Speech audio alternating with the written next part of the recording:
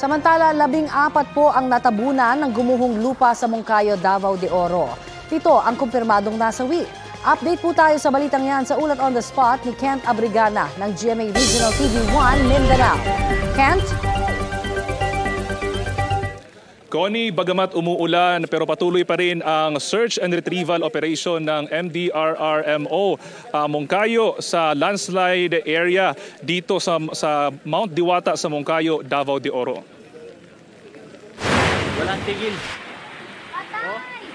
Nung isang araw pa to guys, umaano yung lupa. Grabe.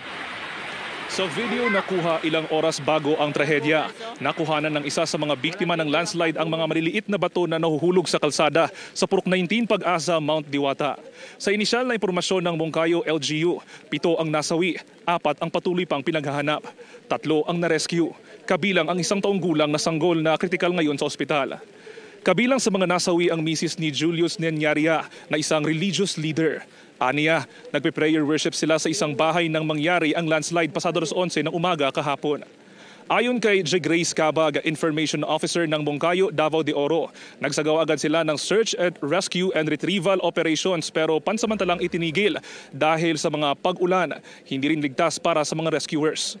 Kahapon nadala na sa RHU Moncayo ang mga 17 biktima ng landslide na kinilalang sina Catherine Gumatin, Hannah Gumatin, Disna Gumatin, RJ Gumatin, Cristel Gumatin, Ailey Gumatin at Marjorie Nenyaria.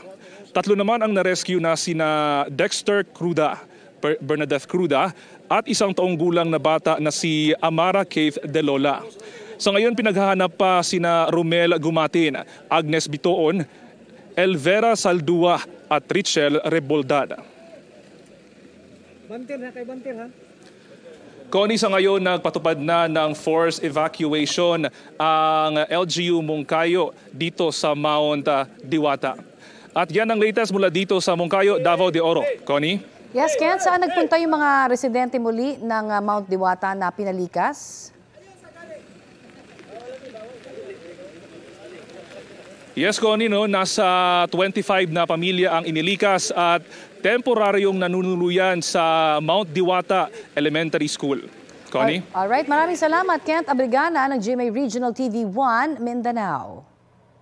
Update naman po tayo sa nangyaring landslide sa Moncayo, Davao de Oro na ikinasawi nga po ng ilang individual. Nakasalang sa Balitang Hali si Davao de Oro Public Information Officer Fe Maestre. Magandang umaga po at welcome sa Balitang Hali.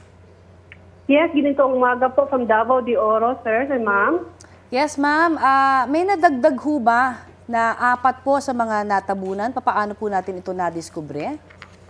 Yes, ma'am. Actually, yun pong ating kahapon na insidente. Unfortunately po, no, may nangyaring pagguho ng lupa at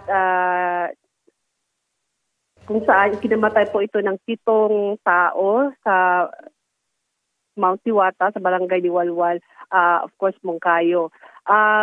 Sa 7 na po ito, nandun na po sa funeral home sa Monte Vista. At yung isa namang bata na injured ay nasa hospital na rin.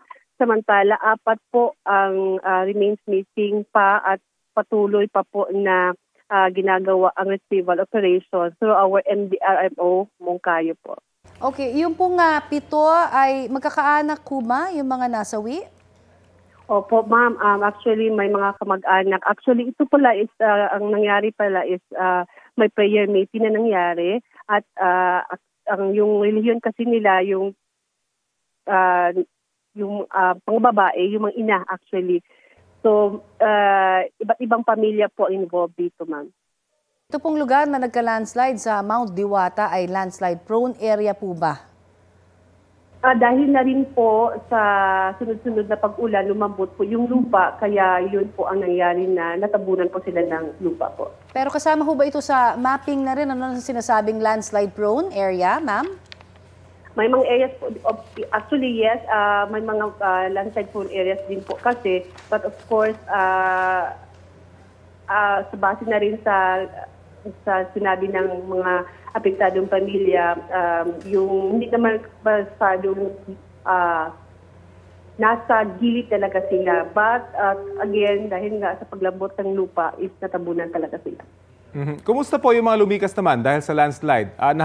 Nahatira na po ba sila ng tulong? Yes, opo ma'am. Opo sir, and actually ang ating personahe from provincial government, the SWD at maging sa lokal na pamahalaan, nagkadak po tayo ng sunod-sunod ng mga relief operations. So, yung relief assistance, actually umabot na tayo ng mahigit 4,000 na mga relief assistance. Ito yung mga family food packs, relief goods, hot meals even. So yun yung tinutukan din ngayon ng pamahalaan. Meron pa po ba kayong advisory para sa mga nakatira dyan sa area? At kumusta po yung lagay ng panahon ngayon dyan? Yes, ang awat po ng Diyos, no? Actually, maliwanag na po ang panahon ngayon and we're expecting for the rest of the municipalities, 11 municipalities in Davao de Oro, we're expecting a cloudy, if not, wala na pong pag-ulan sana sa buong probinsya. And of course, ang ating MDR mo naman, may mga coordination tayo from the ground to the province para sa mga immediate assistance. For example, yung mga road clearing kasi may mga pagtala rin ng mga pag-uho ng lupa. So yun po, nakastandby po ang ating mga equip para i-clear po yung mga roads kung kinakailangan po. Sige po, maraming salamat po sa impormasyon ibinahagi niyo po sa Balitang Hali. Opo, maraming salamat po. Si Davao de Oro Public Information Officer Fe Maestre. Kapuso, alamin ang maiinit na balita. Bisitahin at mag-subscribe sa GMA Integrated News sa YouTube. Sa mga kapuso abroad, samahan niyo kami sa GMA Pinoy TV at sa www.gmanews.tv.